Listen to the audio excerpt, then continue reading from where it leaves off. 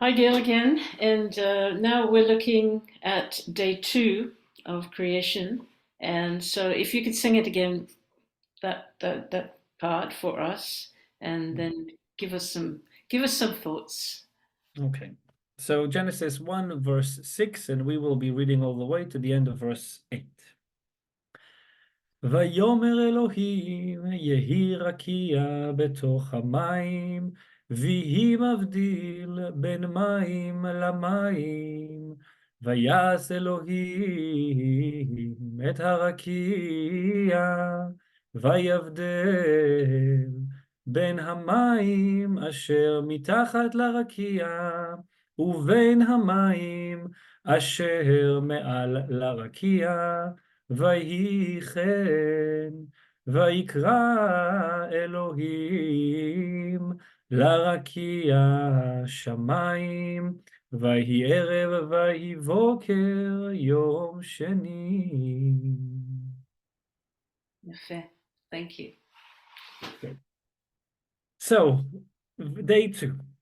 Yes. Day two is about, well, we know that God didn't create the water because the water existed, as we said before, but what he did with the water, he separated, right? He separated between the water of, I don't know how to say it, I don't know how to translate it into English, but he separated to two, let's say, groups of water. There Yeah. is the water of high above, and there is the water of down below. Right. Okay, water like the upper water and the lower water, and interestingly enough about that water. I mean, we of course water is it's a very central thing. I mean, to talk about it when we read scriptures, we see that the word of God has the image of being like water because it quenches our soul. It gives us life. We see in Song of Songs, we read about in chapter 2 of Song of Songs, where the bride says, I'm the rose of Sharon, or the lily of the valleys, right?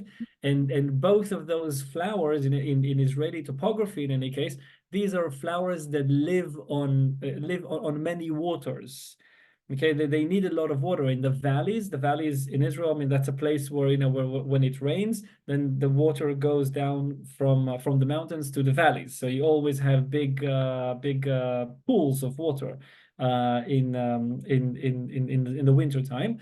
And also the area of the Sharon, that's a geographical area which is right where the coast is. And we know that all creeks, all streams of water flowing from the mountains of the center of the heartland of Israel, when they flow to the sea, when the water flows to the sea, they cut through they cut through the area of the Sharon, the Sharon. So the flowers living there are also flowers that need a lot of water.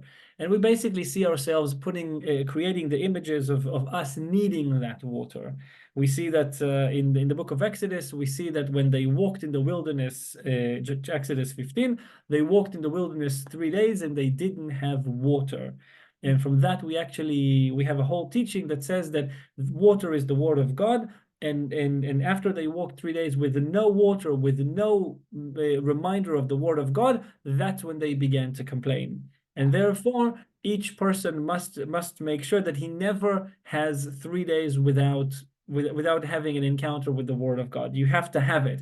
Otherwise, you begin to go in a not in the right direction. So there was a lot to say about water, but I think what is really most interesting to me about this separation, this act of separating water, to two groups of water.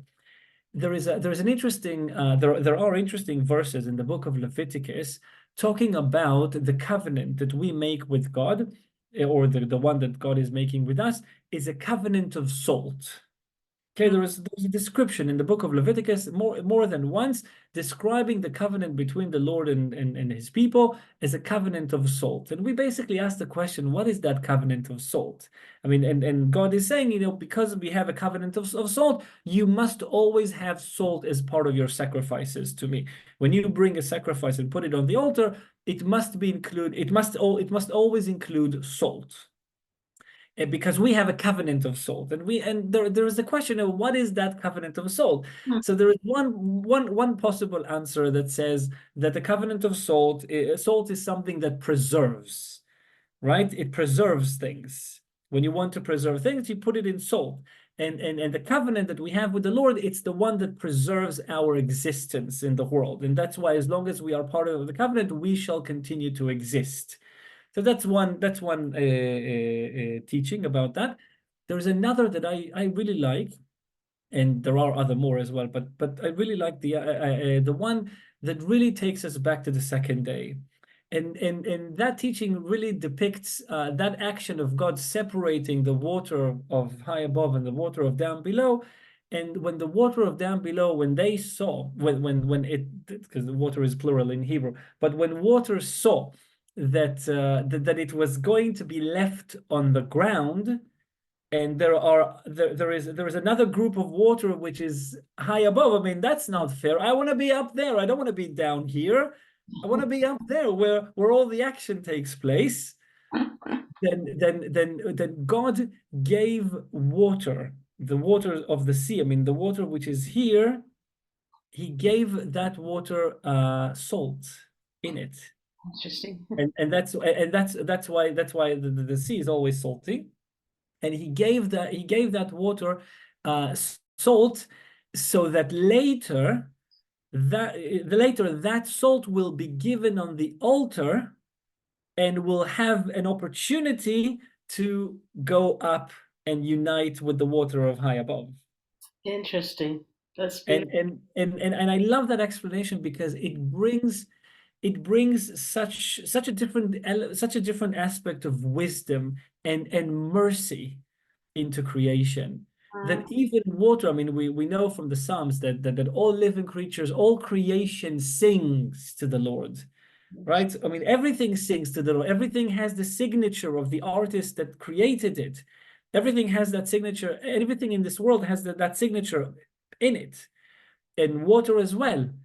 And it brings such a different element, such a different aspect of God's mercy in creation, that even water is given that kind of patience and attention, that water will not feel as if it is left behind. I'm going to put salt in it, and later that salt will be given on my altar. And the altar is a meeting point between heaven and earth. So in any case, there isn't a real separation. Mm. There is an opportunity to reunite in that meeting point of, and that's why we say that the sacrificial work is actually creating tranquility between heaven and earth. And that salt, being placed in the water of down below is actually the key thing, because God says, always include salt in my sacrifices. Right. And I think that's a beautiful image. Just a quick question, or it's probably not a quick question, but when we have it translated, "Let there be a firmament," what do you see as a firmament? The firmament is that's the it's the first layer, let's say, of the sky. Okay, it's the first layer. I mean, we don't when we talk about the heavens or the sky, I think there is also a difference in English, I mean, between heavens and sky. I mean, Yes. it's just I mean, it's basically the background that you see when you look up.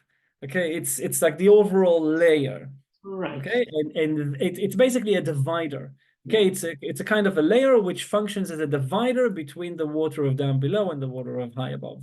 Yeah. I think sometimes it's translated as canopy or something, but yeah.